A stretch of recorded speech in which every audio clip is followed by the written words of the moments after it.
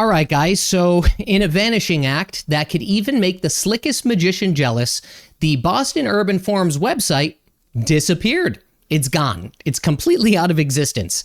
And that happened a few hours after an investigation dropped from the Daily Caller. I'll leave a link to that article in the description below. Now, I'll be honest with you guys. When I see articles like this, I don't always know what to think. This wasn't the first time something like this has come up. And really, nothing happened after the first round of coverage. So I was very hesitant to even cover this, but so many people bombarded me and emailed me about my opinion on this. I will say right out the gate, one of the only reasons I am going to talk about this today is because how quickly that website came down. Now, I don't know if that was some kind of technical glitch or if it was like a retreat from the spotlight. But either way, I guess if you're interested in the story and my opinion on it, let me rewind a bit back here and unpack what's going on. So the nonprofit, it's called Boston Urban Forum, BUF for short. And they essentially position themselves as a community bridge builder. They host a monthly gathering at Boston City Hall. I believe it's almost every month. And they discuss policies, everyday issues. And they bring in people that are involved in politics or education and business, which at a surface level sounds completely fine, right? But as the Daily Caller did, they dug a little bit deeper here. And that's when things started to get weird. At least half of the events that they hold, again, they are hosted in Boston City Hall, and they feature moderators and speakers who are essentially listed as members of the Chinese Communist Party. That's not a conspiracy theory. That's from documented official sources in China, okay? Now, here's my take on this, and I'm going to try to be fair here, okay? I'm going to try to be fair.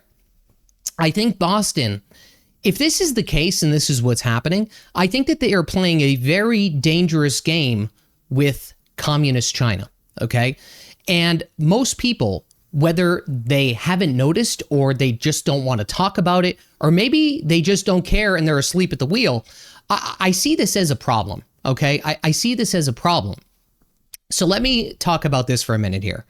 The nonprofit was originally founded in 2024 by Gary Yu. I think that's how you pronounce his last name. And on paper, it's about civic dialogue.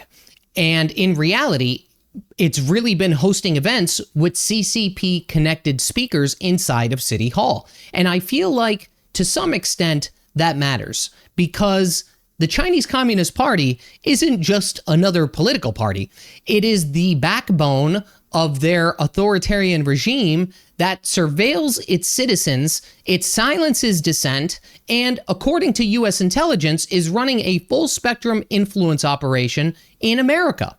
So when you think about it, when people with CCP ties are standing at podiums inside of our government buildings, shaking hands with Boston's leadership, I think there needs to be some questions answered here, okay? I think there needs to be some questions answered. So look at it this way. That brings us to Mayor Michelle Wu, okay? She's not just looking the other way.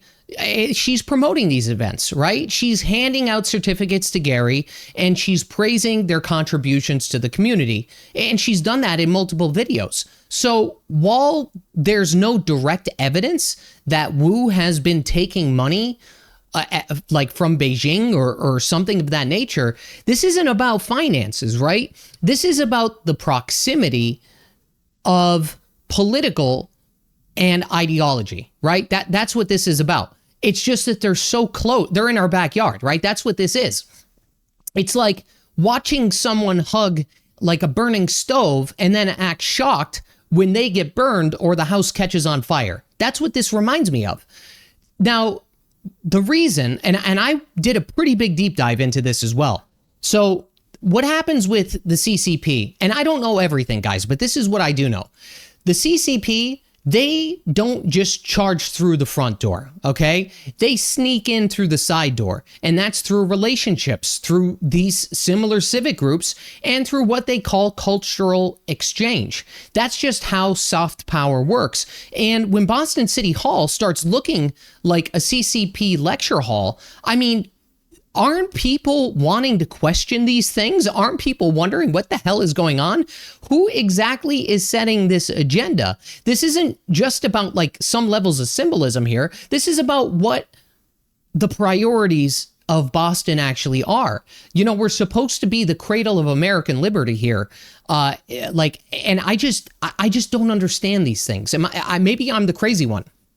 I don't understand why we're rolling out the red carpet and these welcome mats for a regime that's fundamentally opposed to everything this country stands for, right? That's it in a nutshell. That is my problem. And look at it this way. If BUF had rolled out, let's say, like members of Russia's United Russian Party, do you think that this would be some levels or called some levels of community outreach? I mean, CNN would be running a week-long panic special with graphics like the Kremlin is in the comments, right? Like, that's realistically what would be happening here. Like, it's just strange to me, guys. It's strange to me. And the moment, again, that this story gained traction, the website disappears. No announcement, no explanation. Not from the mayor's office, not from Gary, just silence. And if this whole thing is really about honest civic dialogue, why is there a vanishing act? So let me be clear. Let me clear this up, okay? Maybe I should have started with this. I have no problem. Like, I'm not anti-China, okay? I have a lot of friends that are from China. But communism, that is a problem. And China is home to over 1 billion people, and most of whom are trapped in a system they didn't vote for and they can't criticize. And the Chinese Communist Party, through its United Front operations, is using tech companies, these different types of groups and partnerships like the BUF, to quietly influence policies in the West. I mean, what else are they doing, right? Well, it doesn't make sense.